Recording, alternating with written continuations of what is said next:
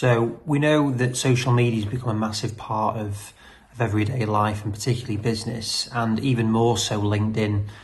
Andy Goldman is a physio, but he's also become a LinkedIn specialist. He does copywriting and helps promote people online. And I've been following him for a while. We've engaged, and he's a great guy, and I really enjoyed having a chat with him and talking through just what it takes to be successful on LinkedIn, the importance of it, and what sort of messages you should convey. So hopefully you enjoy it, and I look forward to seeing your comments. Andy, good to see you. Hello, good morning. Thank you for coming in, and we've chatted a few times just about what you do, but you just give me a bit of background about you and how you got to what you're doing.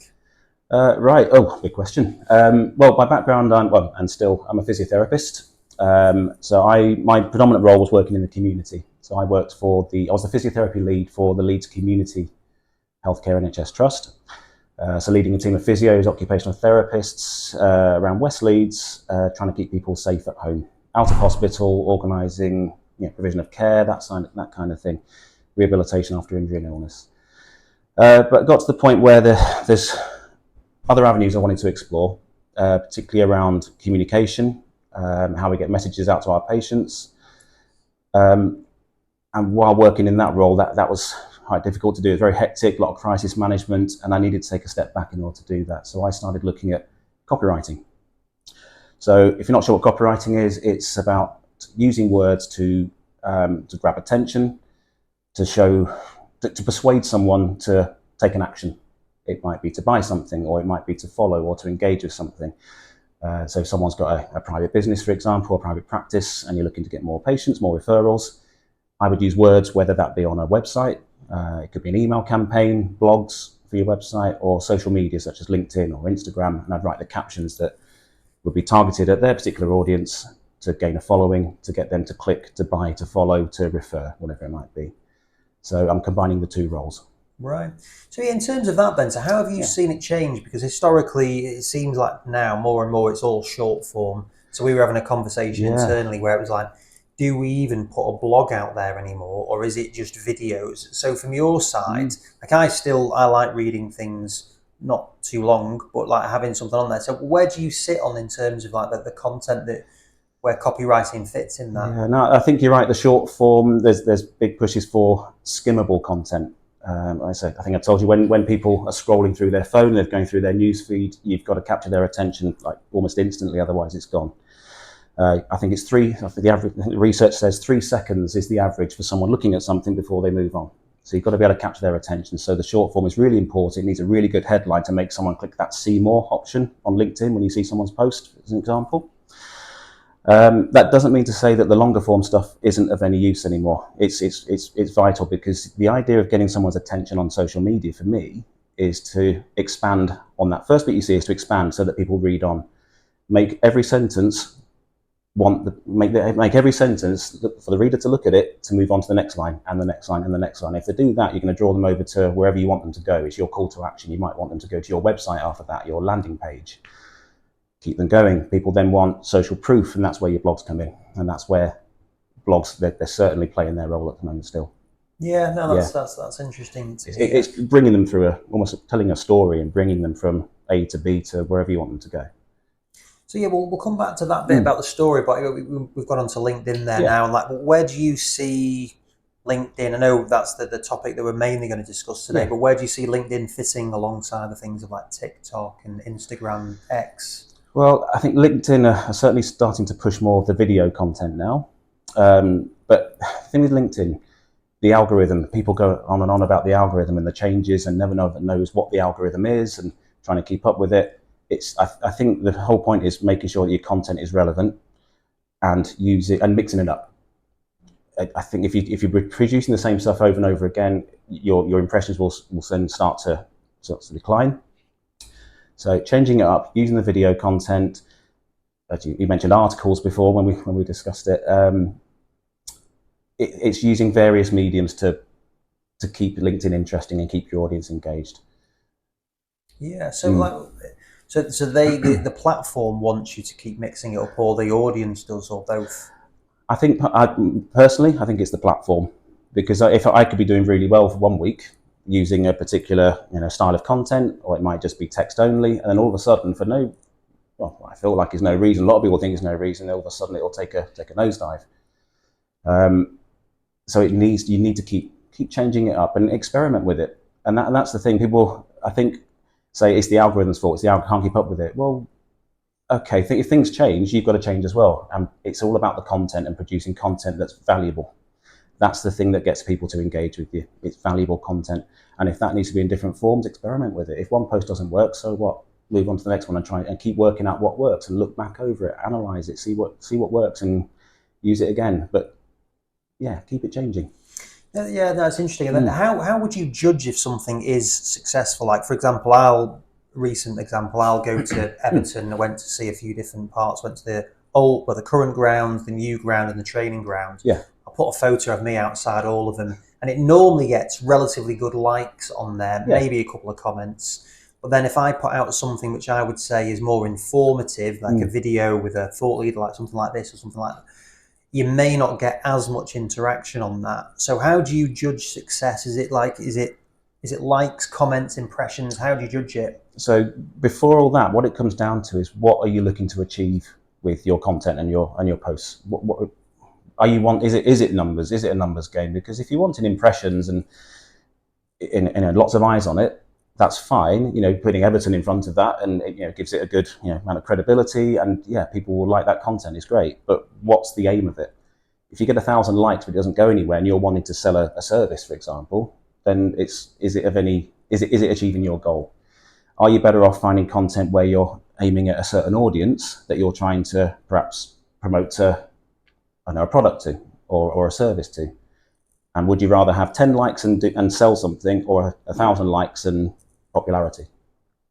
And I think that's what it comes down to. It depends what your content is for and who you're aiming at and what the outcome is, what you're actually wanting out of it. So how important is it then to have that beforehand? Like when I'm doing it, a lot of the time, like what is my process? I think when I'm doing it, I think it's interesting. I'm an Everton fan, but it could be any club that I'll go to. I go to a lot of different teams. I go to really interesting environments. But I guess I'm just showcasing that we're active in the market. We're visiting high-profile teams. We're doing this. I suppose that's my angle to it. We will rarely put in something. I will rarely put anything sales-related in there. Okay. And that's not. I don't know why that really. It's more just this is what I'm doing, and it's trust building. It's just showcasing what we're doing. Yeah, and that comes down to when I said at the start about visibility being the first thing that you need. You can't do anything without being seen. Okay. But again, it's what you want to do with your content. So yes, it's great about being visible. If that's how you position yourself and want to attract business, is by not being in your face sales, because that doesn't work very well anyway. I don't think. But that visibility and building that trust and building engagement that way will naturally make people want to read on and look at your next platform and so on. So you're doing it in a nice organic way, which really does build trust, builds rapport, gets your face known as well. And if that's your strategy and it's working for you, then great. That's wonderful. Yeah, I'm not sure I can define it exactly as a strategy, but maybe our marketing team may do. But yeah, that's just what I've same for me as well. I like to experiment with my LinkedIn and try different posts and see what I get out of it. And then, because otherwise I can't look back and see what works. Yeah. And it helps me decide where I want to position myself going forward. It's just fun to play with. I think it is fun, and I really do enjoy doing it. And it's like you want it to be authentic and to represent you as well. So just to go on to the analysis of things then. So how do you analyse your data to look at something? Well, I like to read back through it all quite thoroughly, especially the comments. That's where the magic happens in there, because when you start seeing comments from people outside of your network as well, because it's an introduction to people I didn't know before. And sometimes it's almost like when you look at like TripAdvisor, and if you're going on holiday and you want to have a look and see what it's all about and what it's like, I'd go on something like TripAdvisor and have a look at the comments and understand it. It shows you exactly what people need, what people want, the value they're taking from it. And I do that with my LinkedIn. I'll go back through my own posts and see what kind of, almost taking feedback from my comments and seeing how people are responding. Did they like it? They're almost telling you what you can do better and what they're after. So I analyze it more from a qualitative perspective, and then use that to feed new content for myself, because it's almost the people are there telling me what they want and what they like to see. So I will use that and build on it to upgrade my content going forward. Just give me some examples of what that may look like for you. I had a nice comment recently that says that again, it's a blowing trumpet kind of thing, that someone said that they like my post because it shows a self-awareness, but it also shows some wholesomeness. So that's the kind of impression I like to put across. So it's almost like that validation is that, right, I'm on the right track with that. Almost like I take the mick out of myself a little bit. I just do, because it shows a bit of vulnerability, but it also shows that I understand where I am, what I'm doing, and what I'm trying to do.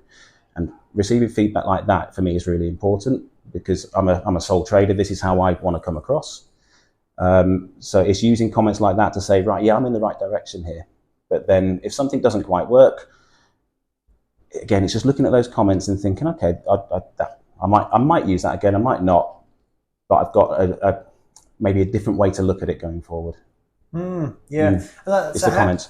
How do you define then what you want to come across like? Is that just something you innately know, or how do you have a strategy for positioning? So this has been from months of experimenting, playing around on LinkedIn, and then forming my content pillars. So looking at subject areas I want to cover. So if I was going to pick 3, it might be that for myself, it might be that freelancing is one. So freelancer life, going from full-time employment to, well, it's not necessarily freedom, but being my own boss and how to negotiate that with my family life. It might be that my second one might be LinkedIn tips. So helping people understand how to maximize their profile or how to drive engagement. And the third one might just be a bit of me, a bit of silliness, because I do that. I like humor goes a long way on LinkedIn, and it's how a lot of my relationships have been built, by just making people smile. Yeah. And that's how hopefully people are remembering me, and just being wholesome but not, humorous, but to a point where it just makes people smile. I like that, because I like doing that with my patients as well. Yeah. Just having a bit of fun within certain limits, and I would stick to, say, maybe those kind of content pillars, so that people understand what I'm about. If I'm all over the place doing all sorts of things, people won't recognize what I do.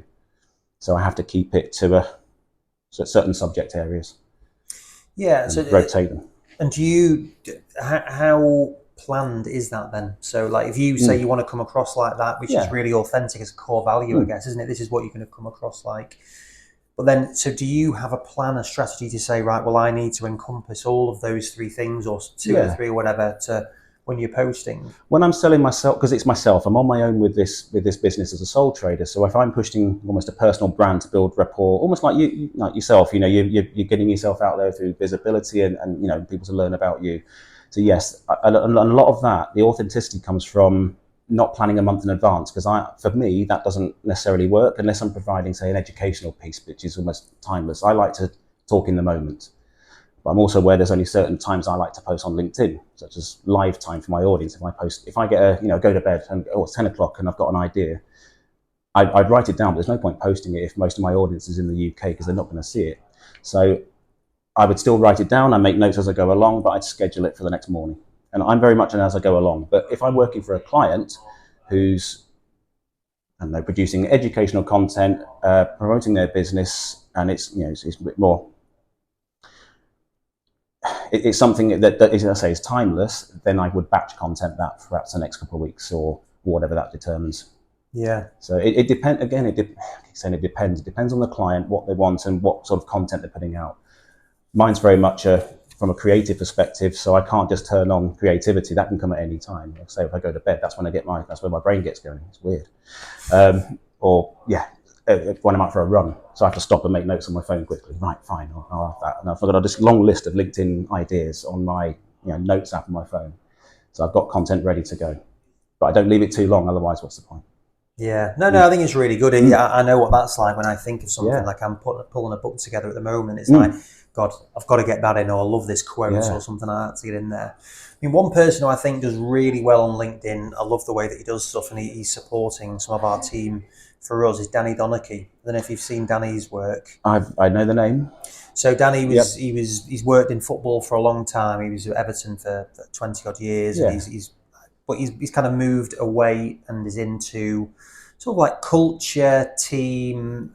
He's like a sort of spirituality and a lot of things in Right. terms of that. But he will post regularly, and like what you said about being in the moment, he Yeah. will post something. I'm sure he's done something today, but it will be say about Ten Hag, about what he said in the papers Yeah. that day, or about a player, or about like Gareth Southgate, and it's really thought provoking, and he gets Mm. great engagement on them. And I know it's all relative, but he gets a lot of engagement, a lot of Yeah. comments. But you can tell it's genuinely, because I know him. It's like I know it's really authentic to him, Yeah. and it just that is what his core beliefs are. Mm. And I think it's really powerful, and obviously a lot of other people do because he gets a lot of engagement on there as well. Like, are there any people as well that you think actually they do it really well, or examples maybe in the healthcare fields? So yes. So looking back over the healthcare field before I really got going with this, I found it to be a bit. I think Adam Meakins mentioned it on one of your recent podcasts, saying people are being professional for professional's sake, and it's all very kind of running straight, and we can't go out of this lane. And I wanted to follow people on LinkedIn who do something a little bit different to stand out. So one person in particular, I'm part of her networking group. Is she's called Leah Turner. She's someone who started up LinkedIn training during COVID. She was doing well with her LinkedIn. People started approaching her and to write content for them, write profiles for them. She's just gone from strength to strength. She's pushing 170,000 followers now on LinkedIn, and she just does things differently. And I talked to her about this before I came to this podcast, about how different would it be if I was talking about LinkedIn and healthcare. And we had this chat, and you know what, the principles remain the same about driving engagement and tapping into people's feelings and make people feel something with the content. And that's something I found that healthcare, I don't know, platforms, socials have lacked out for a long time. And to trying to get into that field to do something a bit different, people are quite reluctant, I found. I agree with it, and I think again pulling the book together now is I think Yeah. ego does play a big part in it, in there Mm. vulnerability, that people Yeah. don't want to, like, will go No. into places and they don't want to ask questions because they don't want to be seen to not know an answer, even Yeah. though completely that's no one knows everything. No, and it's those vulnerabilities that, it's difficult using the word humour in healthcare. I've brought that up before on LinkedIn, and it's such a mixed reaction. I'm not talking about illnesses and injuries being laugh out loud funny. That's not it. But if I'm treating a patient, sometimes that smile makes all the difference in their rehab. That's the thing that almost becomes a turning point when they've been through such hell in hospital, wherever it may be, to get from where they are to where they are now, and they're stuck. They're in this rut. It might be stuck in a chair. They can't get to the bathroom. They can't do the things they used to do. And to find someone to trust, like like a physiotherapist, to get them on board, to do the exercises, to start working their way back up again, to make someone smile could be a game changer. And what I found was trying to do that face to face. Yeah, it's fine, but I can only see in the community about 6 or 7 patients in a day. If I can do that in writing for somebody, we can reach thousands in one go. And it's about how things are communicated that someone can resonate with and go, yeah, that's me. Oh, you can help me. And that's what I want to try and do. No, I think it's a really good thing that you're doing, and like I think, I don't know you very well, but you very genuine. You can just tell, and I'm always about that connection, Yeah. relationships, and judging people. And again, it's coming back to being authentic. Like I think Yeah. the expression that Adam used was, it was weaponized professionalism, wasn't it? Yes. And I really think it is a problem, because again, Yeah. I'll be meeting healthcare professionals regularly, and you can just tell sometimes that they may be, even the way that they will speak to me or the team about, we're talking about technology, and they're trying to show to you that you don't know as much as them. And it's like I've experienced that, not as much anymore, but it's certainly there. And I think there is, and it's obviously an industry specific thing because it's a wider problem. But how do you think we do? Like, how is that approach? Because it's a massive thing. I think Adam's point was really good, but Yeah. Adam's very polarizing in the way Yes, that he he is. does things. But I think his Sorry, point Adam. was really good. And Yeah. so, how do we? How do you best do that? I think it's looking for people who are willing to take a chance with their business, not to the point of damaging reputation. Sometimes all I'm asking for is a smile. I'm not saying humour has to be in everything, but as I say, coming out of that lane and just thinking a little differently to how you have before, because that professionalism for professionalism's sake, I really like that quote, because I think it really stops you from being creative. And going back to how I just so you know, from my background, I still see patients on a regular basis. It's not my own business. I'm an associate community physio.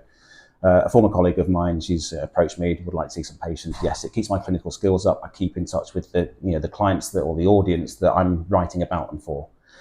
So when I see my patients and I speak to them, and any communication they've had from hospitals, whether it's in face to face, in writing, it's almost like it's not worked. How did this go? Oh, I don't know. They don't know what they're doing. They've probably been told everything that they needed to know, but not in a way that they understood it. And that's what I want to try and get into, to try and help change. And sometimes you have to find different ways to do that. I can do that in a conversation, but my skill is to do that in writing. And if I can do that for businesses, so that at the end of the day, it's about the patients and their outcomes, the same as the business you're involved in as well. So they can understand and know that they're being looked after, and know what their goals are and know what they're trying to achieve. But I want to do it in a different way, because the past test, it hasn't been working well enough. Yeah, no, I think it's a really good message. And it's like, for another example is like John Rogers, Dr. Sports Med. He's been in the Olympics working with GB Athletics. Just a great guy. He's obviously clinically very good. But what my mum went to see him recently at Orth Team, and what she liked about it was how comprehensive his notes were, talking about her background, all of these things, and just how he came across to her. That was what that really resonates with her. And I'm the same in terms of the interaction with the person that you're dealing with. I think how they present stuff, and it's that holistic approach. I mean, that maybe just because that's what I've been doing for years. It's a very much, when I was in the NHS, the holistic assessments were hugely important, because my initial assessment would be the same as the one the occupational therapist would undertake, that the district nurse would undertake. It's a full body system assessment, because we're not just looking out for that one particular problem. This is someone's life. They're in their own home. We have the privilege of being in that person's home, and we want to get them back to a level that they want to achieve, if possible. So back to normal is what people say. I want to walk again, or what I want to be normal. And it takes that holistic assessment and that holistic approach and treatment and care to achieve that. And that's not just with the patient, that's with me talking to the MDT afterwards. And that involves people, from carers and support workers up to GPs, consultants, whoever. And they're all involved in that care. And that's the kind of background I've come from. And I'm bringing that to writing to reach more people. That's my idea. Yeah, no, I like it. I think it's really good. I know we got slightly off the LinkedIn piece, but it's important, isn't it? Because the message, that is just the platform, isn't it? LinkedIn, but what you're communicating, you're going to be the same in person as you are on there, and you're trying to get attention, but it's got to be consistent. And I'm hoping that's why you came, why you saw my profile and why you perhaps showed an interest, because that's exactly the sort of message I'm trying to put across, with kind of saying it but not saying it. You've seen it. It's almost what they call it, show, don't tell. So rather than tell someone what I'm doing, show someone how I'm doing it. And that's what it takes time to do that, and to build those relationships, to be visible, to show those traits and build those relationships. And it takes time to do that, but it's going to be worth it in the longer term, because things like this happen. And it does come back to LinkedIn, because that's how for myself and my business, that's how I put it across on LinkedIn. And that's where I'm hoping this will go. Yeah, well, because there's a load of business out there. There's loads of stuff out there. But I suppose with the social media, what that allows you to do is to communicate to a vast number of people, and really trying to look at who is someone that aligns with what you're doing.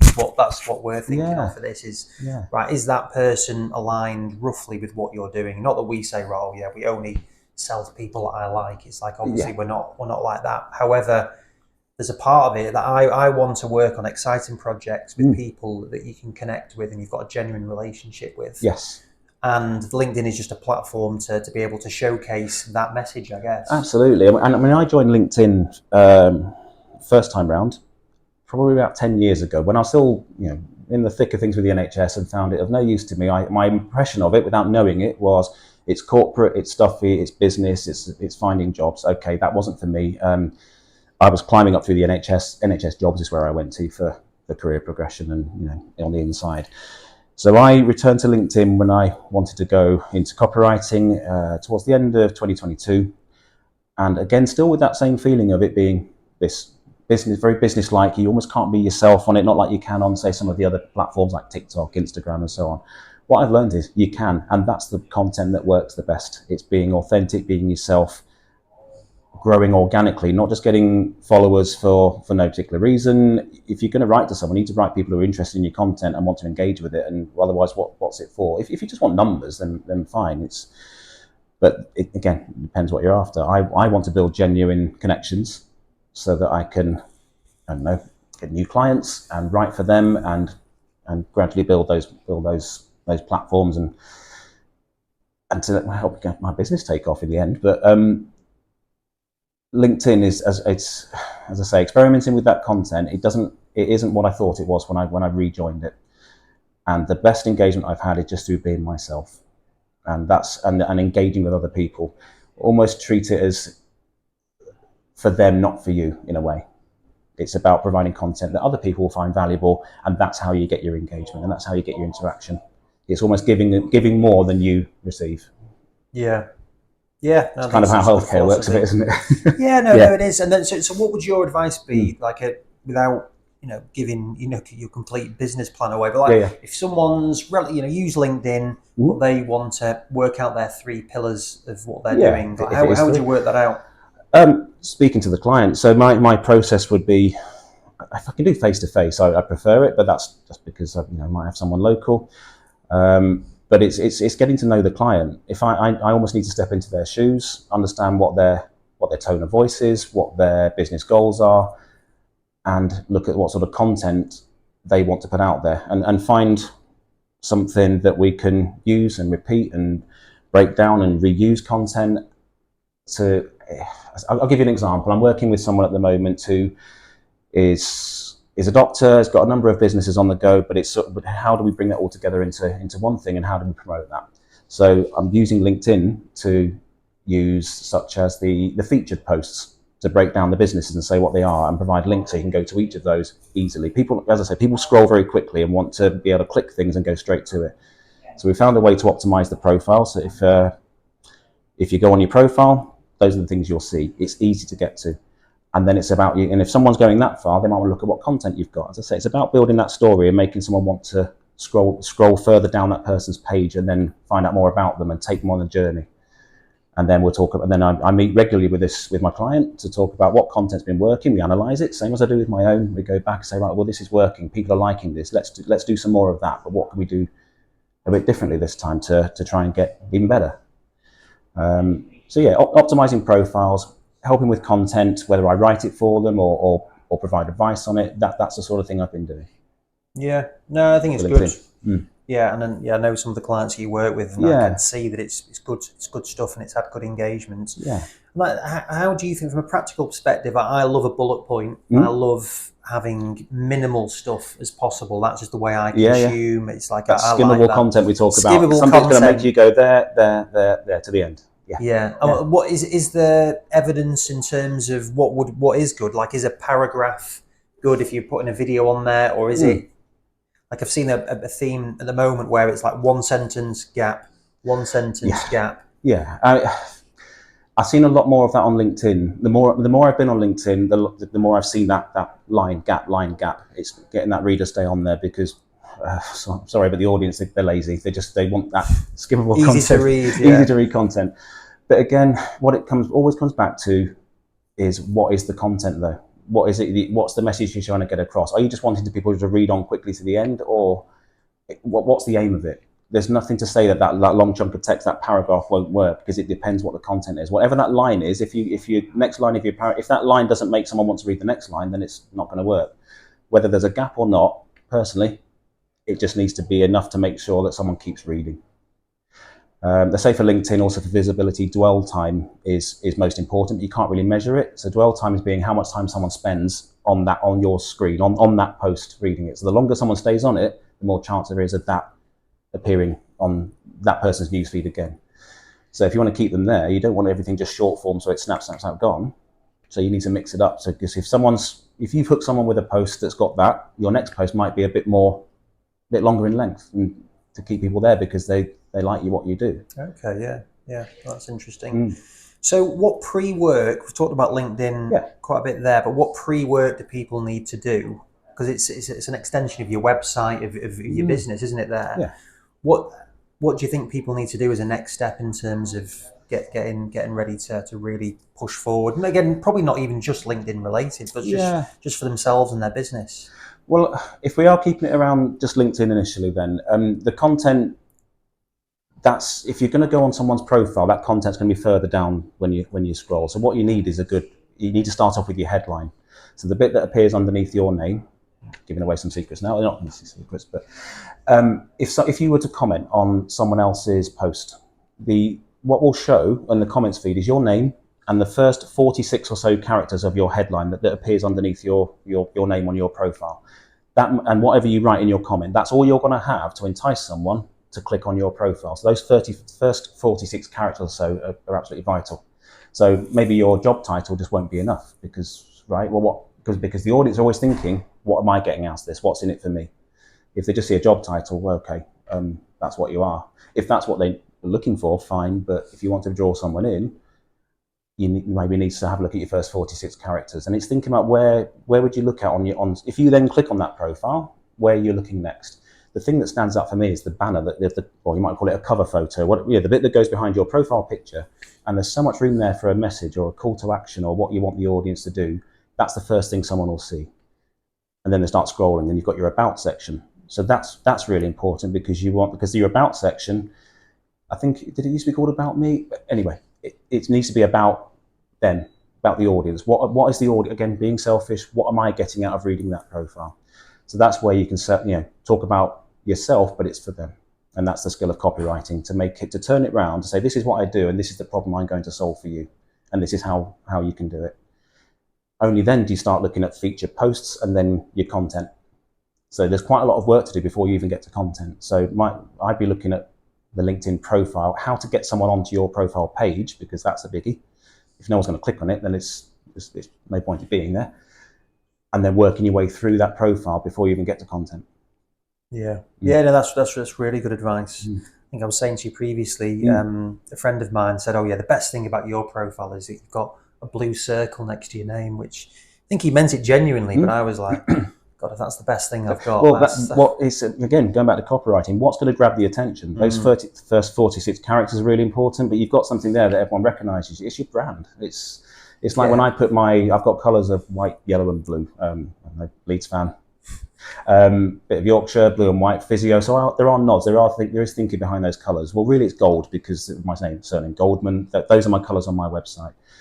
But people have told me that they recognise me. As soon as they see my post and they see I use the heart emojis, white, yellow and blue, to make my bullet points, they know it's me. And the same thing with you. If they see that next to your name, I know straight away, oh, it's you. Because I'm scrolling so quickly sometimes, I stop because I see yours. So I like your content and I know, oh, that's Andy. No, it's interesting, isn't it? It is like, you don't even think of this stuff. No. It's so subconscious that you're just doing it. It makes me stop. Yeah. You've got to make the audience stop and look at your content. Otherwise, it's just getting to the void. Like, again, I think pulling numbers from things I've read, 97% of marketing just goes into the void. Don't even give it a second look. So you've got that 3%, it's tiny. So make an impression.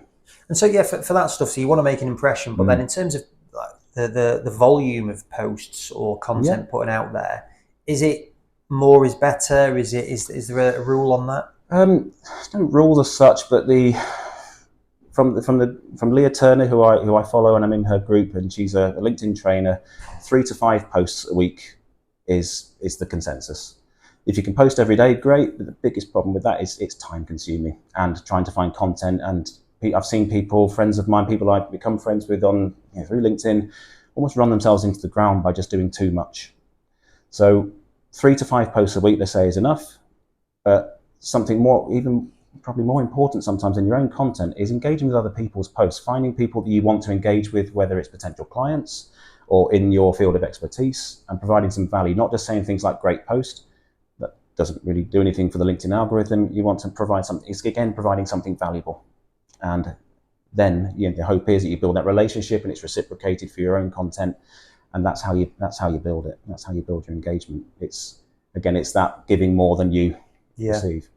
So the comment, if I post on yours, contributing to, obviously showing that I've read what you've said, and picking out something, is that important from an algorithm perspective, or the fact that you have read it and Andy's taken the time to do that? Well, one, I appreciate that anyone who comments on my post, because it's lovely, because they hope that they have taken the time to read it or pick something out from it that they found of value. Otherwise, they wouldn't have stopped on it and wouldn't have written on it, and that's nice. And that's that. Yeah, I love that. But it also helps when someone comments on it. There's a good chance that my post will then appear in someone else's newsfeed, because when you scroll through, if you're on your newsfeed, it might not be a first connection. It might be, say, Andy Goldman has commented on this post. So I find it valuable. If someone likes me, then I'm like, oh, what's he commenting on? What's he like? So then you look at, I appear elsewhere, just second and third connections. And that's how you grow your network. It's the commenting and the engagement is the absolute key to it.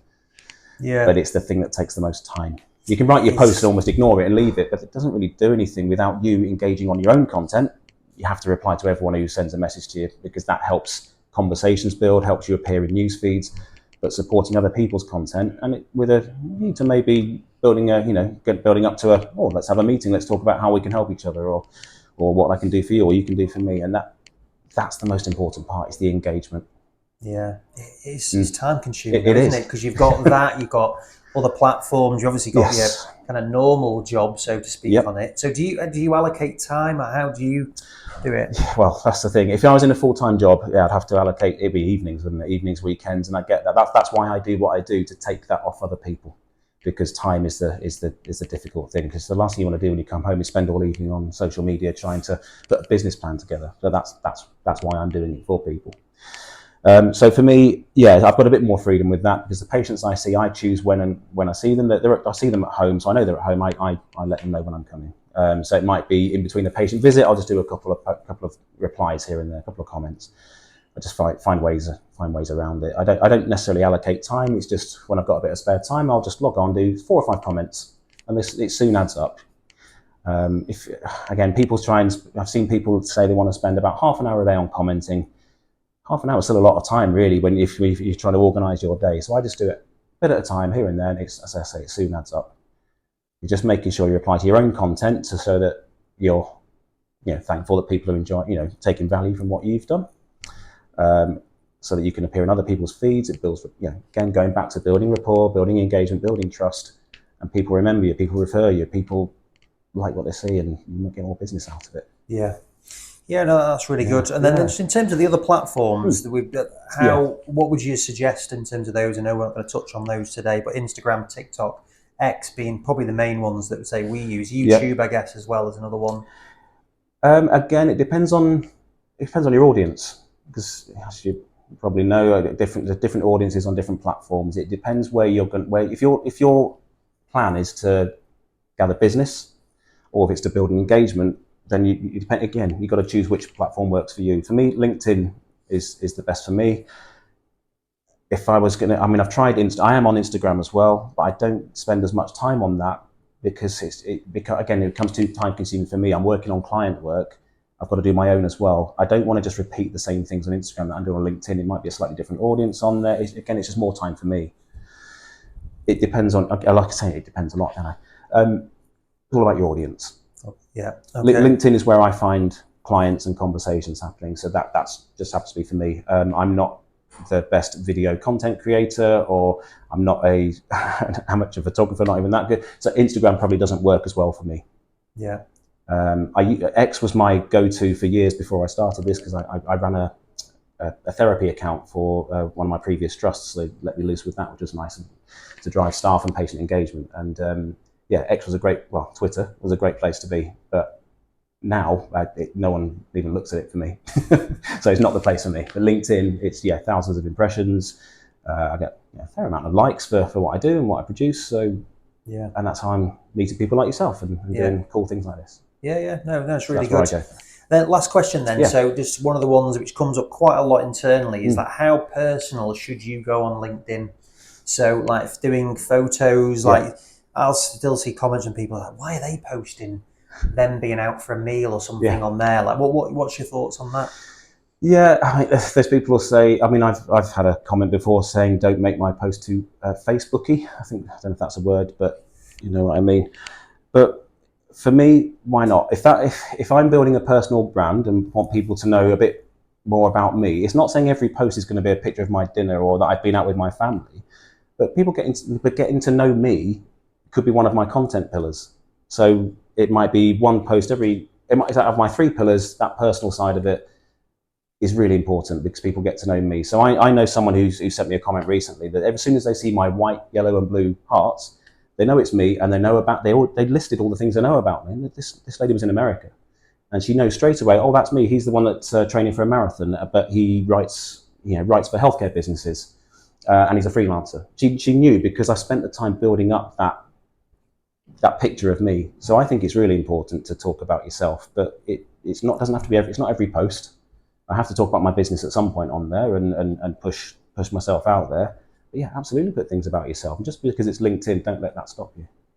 Yeah, I think that nowadays, the 9 to 5, it's almost gone, hasn't it, really? Like, it just doesn't exist anymore. Like the world that we're both working in, whether it's elite sport, private clinics, even public sector stuff, it's you're on your phone, you just are there. So it's not, even the work-life balance thing, I don't particularly like that expression because it's all one. Like I will do my fiance's head in being on my phone doing stuff, but it's like, it's part of my job, running a business. You've got to do it when you need to do it. So I think it does all merge into one. For me, it certainly does. And I like it though. Yeah, and it's maybe setting yourself some of those barriers, like those, what do you call, non-negotiables. It might be that you don't take your phone into your bedroom with you. So that's where you switch off, or that certain time, no, that's to one side. It might be things like that, because otherwise it will drive you mad. It's happened to me as well. I spent trying to build my presence on LinkedIn, and I was posting every day for about 6 months. I don't need to be doing this. I'm spending so much time on it, and I don't want it to affect other things. I know, work-life balance, okay, that term's thrown around quite a lot, isn't it? But that 9 to 5 thing in my life now, that doesn't exist. It's just one, like you say. Everything directly affects the other. So I do it when I need to, and when I need to switch off, I switch off. My phone goes away, or my laptop, whatever. Yeah. No, but I think that's a good way, isn't it? I think it's a healthier way for it, as long as it works for you. Yeah. Then crack on with it. So no, it's good. No, it's a really exciting time. I really appreciate your insights. We'll put your details in because I think you can help loads of people with what you're doing. So thank you for coming over, and I look forward to getting more tips from you on how we can engage more people. No, thanks for inviting me on. I really enjoyed it. Brilliant. Thanks, Andy. Thank you. Cheers. Thanks, Andy.